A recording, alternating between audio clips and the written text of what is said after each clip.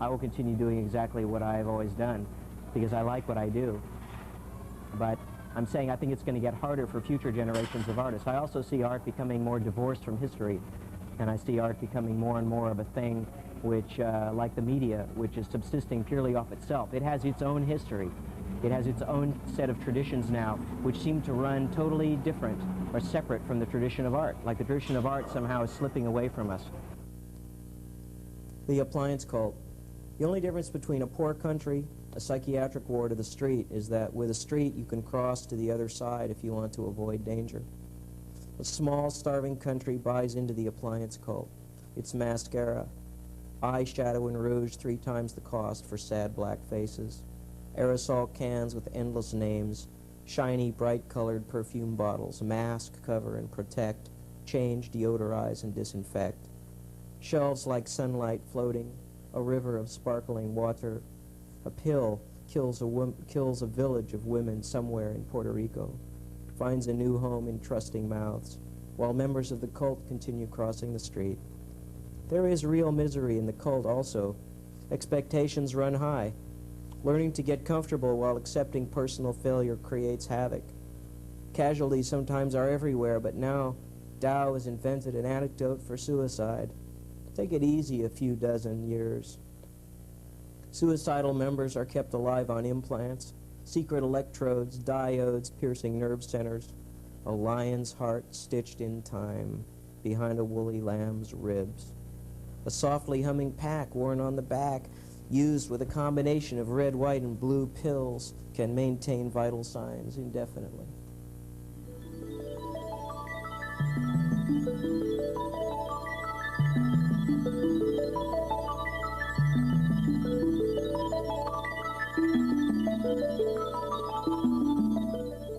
There's too much art, you know. There's more art floating around now than ever in history of art. There's more artists doing more different kinds of art. I think it's perfectly understandable that people would be confused about it, and to differentiate between all the kinds of media and things going on. They're bombarded. A lot of things have been stolen from art. I think the media has, I agree with this idea, the media has largely taken a tremendous amount from art. It's taken the subconscious, for instance, since the Freudian school of psychology. A lot of modernism, a lot of modern art, abstract art, has been about the inner life of the artist, the unconscious and the images, the mythology, the personal mythology that an artist creates, that is created about him or her. And I think largely these have been appropriated now by the media, by TV, by media images, advertising, so that, you know, it's almost like what's left for artists. Artists have to, you know, every new generation has to redefine itself. What is the purpose of art?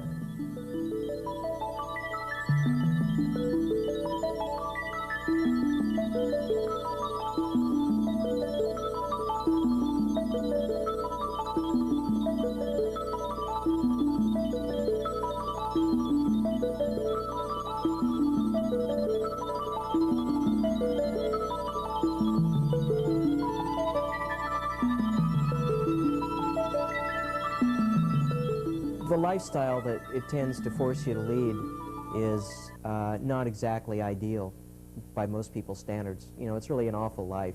It can be at times. Not recommended.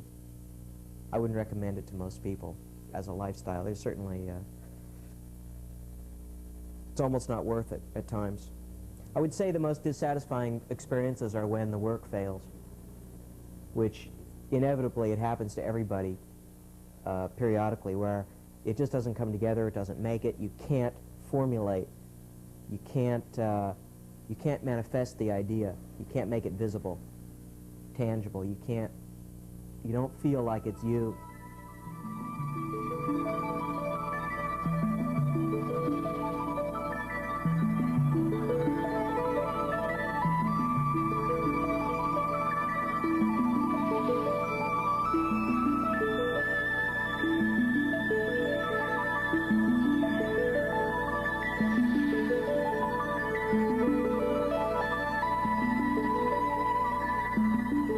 Many artists feel that painting is dead because of media arts, because of film, because of computer technology.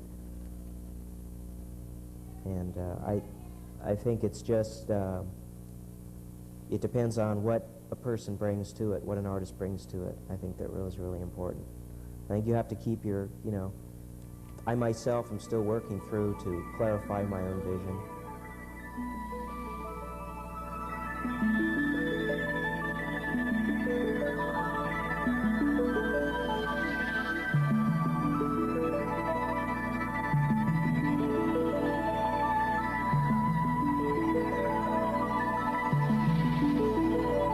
Certain people maybe that have let me down, you know, certain expectations you have about people, people who want to help you or who talk a good line, people who come forward like they want to help you and probably have every intention of doing that, seemingly, and then nothing materializes.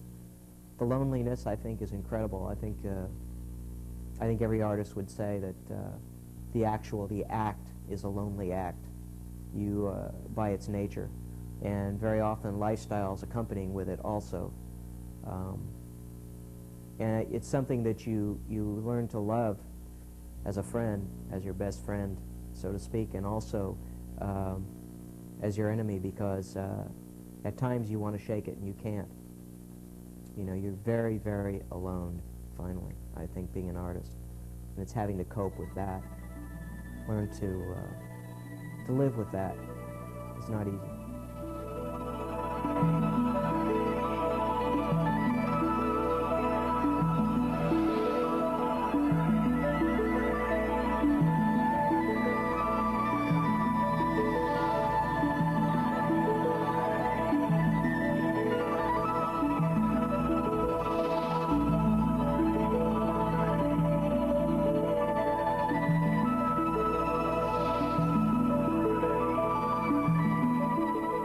I think it's crucial, the feedback that I get from people really determines, in a lot of ways, how I feel about the work myself.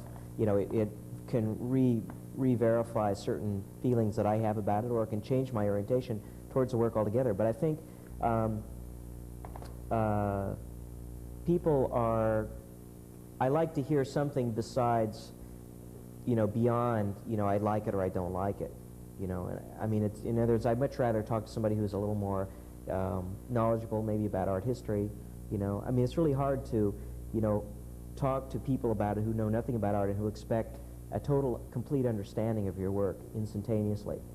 You know, like turning on the TV, and they somehow expect it all to be explained to them.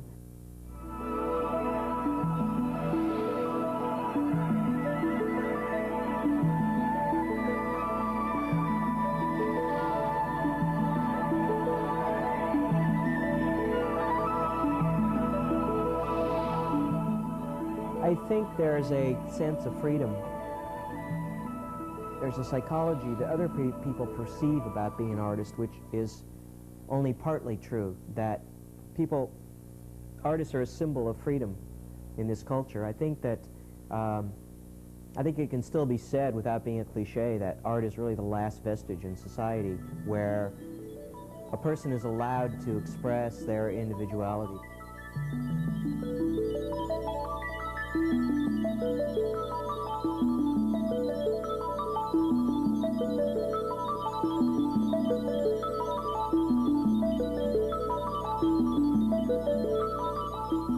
Kiss this.